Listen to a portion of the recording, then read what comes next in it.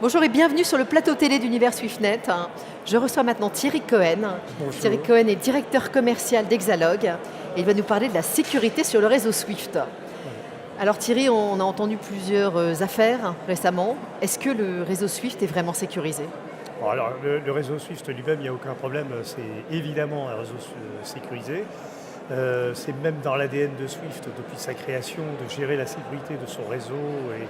Et le problème n'est pas du tout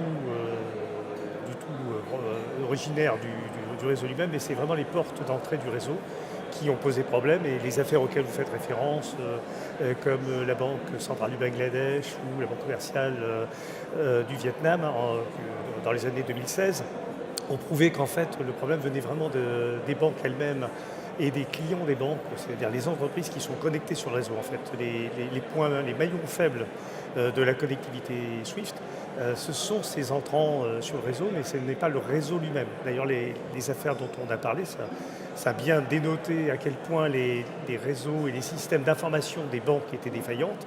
Et c'est comme ça que les hackers ont pu profiter finalement de ces portes d'entrée sur le réseau. Comment est-ce qu'on peut réduire les risques?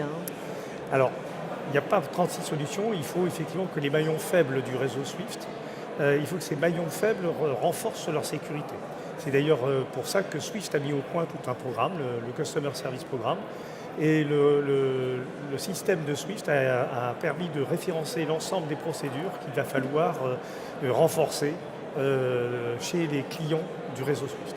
Alors, de façon pratique, qu'est-ce que les entreprises peuvent et doivent faire?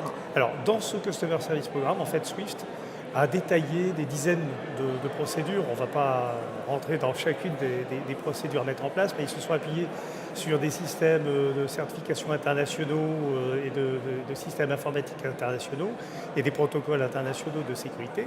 Et on peut regrouper ça en trois familles de procédures à mettre en place. Donc d'abord, il y a les systèmes d'information,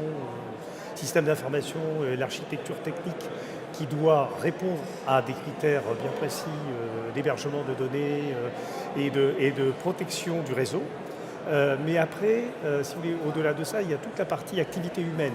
C'est-à-dire que pour arriver autour de la plateforme, il y a des humains et donc il va falloir régler qui a le droit d'accéder au réseau, qui a le droit de faire des interventions, est-ce qu'il faut contrôler son historique, son casier judiciaire, enfin vraiment s'assurer que toute l'activité humaine soit bien tracée et compilée par les entreprises. Et dernier point, c'est se dire, s'il se passe quelque chose, malgré toute la sécurité qu'on a mise en place, qu'est-ce qu'on fait? On ne peut pas attendre la dernière minute, il faut être réactif, c'est-à-dire il faut prévenir les autres membres du réseau, prévenir les autorités, réagir en interne. Donc tout ça, ça nécessite des procédures qui soient définies avant même que toute attaque puisse intervenir dans le réseau. Tout ça, c'est dans les procédures Swift. Il suffit de les suivre et on risque rien? Alors, c'est pas aussi simple que ça. Parce que effectivement, la vie est autrement faite.